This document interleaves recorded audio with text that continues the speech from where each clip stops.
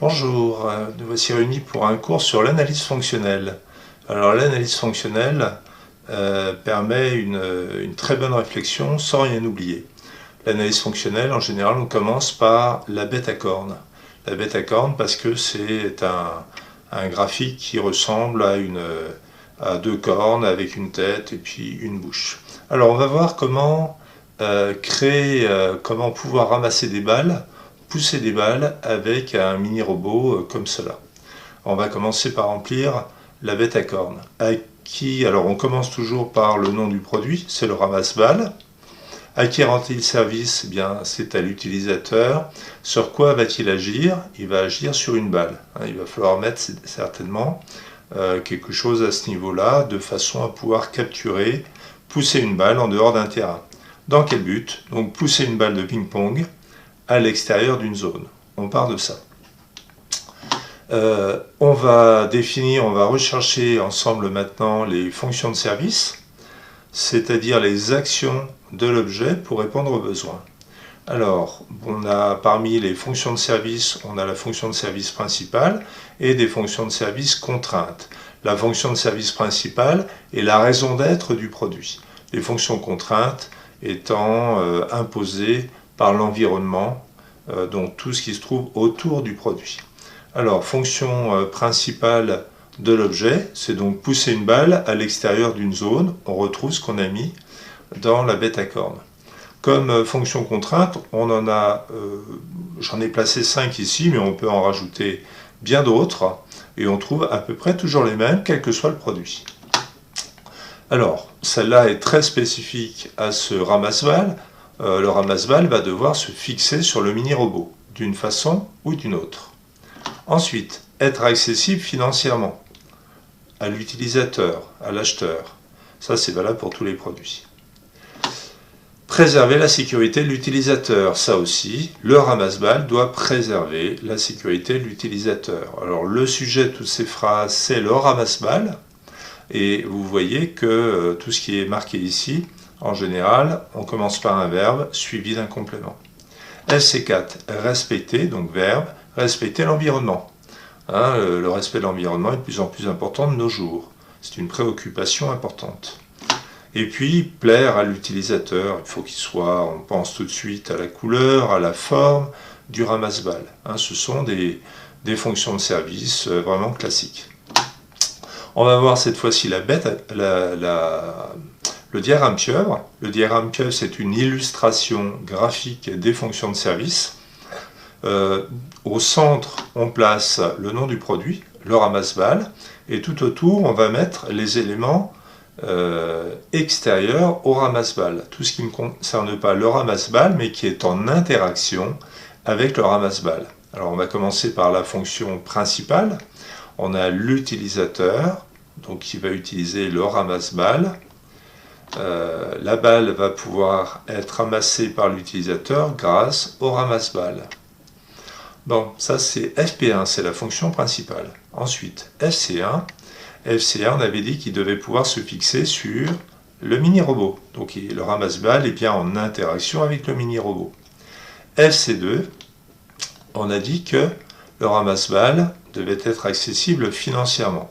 On met le prix. Le prix va être en interaction avec le ramasse-balles. Il va falloir faire attention au prix lors de la conception. FC3. FC3, la sécurité. Il faut toujours faire attention. Pour tous les produits, on a en général cette bulle sécurité.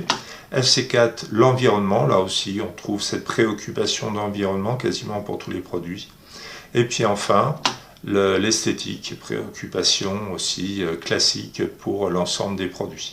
Donc ça permet d'avoir une vue d'ensemble lors de la conception. Ça évite d'oublier un certain nombre de sujets lors de la conception. Alors ensuite, on va voir le tableau d'expression fonctionnelle du besoin, encore appelé cahier des charges. Pour FP1, il faut trouver des critères d'appréciation qui permettent d'apprécier donc la fonction de service principale, et ensuite on va trouver un niveau d'exigence. Alors les dimensions du ramasse-balles vont jouer certainement sur sa faculté à pouvoir pousser, ramasser des balles. Alors, dimension du ramasse-balles, moi j'ai mis 5, plus ou moins, donc c'est 5 plus ou moins 1 cm, ça veut dire c'est compris entre 4, 5 moins 1, 4 et 6, 5 plus 1, 6. Hauteur de plus ou moins 0,5, donc entre 1,5 et 2,5. Profondeur, 3 plus ou moins, donc entre 2 et 4. Type de fixation, il doit être fixé, vous vous souvenez, le ramasse-balles doit pouvoir être fixé sur le mini-robot. Eh bien, un critère d'appréciation, ça va être le type de fixation. Et on peut penser à un type de fixation par vis.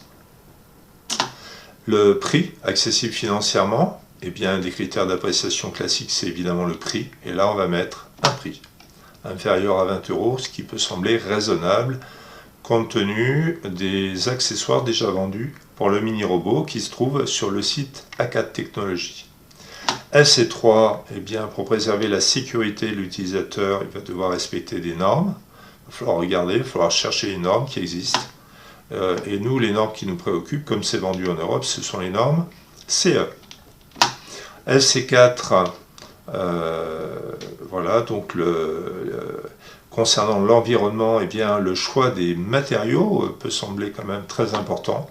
Et on va choisir par exemple des matériaux plastiques recyclables qui semblent peut-être relativement judicieux. Et FC5, donc pour qu'il puisse plaire à l'utilisateur, on va définir la couleur et pourquoi pas la couleur bleue comme le mini-robot. Et enfin, dernière page pour le ramasse-balles, on va voir les fonctions techniques et les solutions techniques. Les fonctions techniques permettent d'assurer les fonctions de service et les solutions techniques, ce sont comment dire, des solutions, un exemple de solutions trouvées pour chacune des fonctions techniques. Alors, dans les fonctions techniques, pour assurer la fonction de service, pousser une balle à l'extérieur d'une zone, quelles sont les fonctions techniques que le ramasse-balles doit assurer? Eh bien, tout ramasse-balles devra se fixer sur le mini-robot, d'une façon ou d'une autre.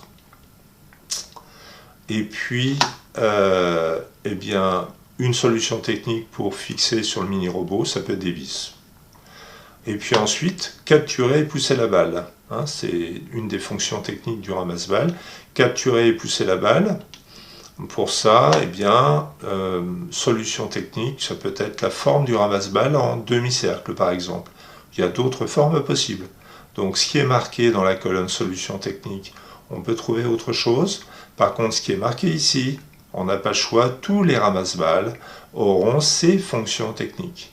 Par contre, tous les ramasse-balles n'auront pas les mêmes solutions techniques, hein, mais ils auront tous aussi la même fonction de service.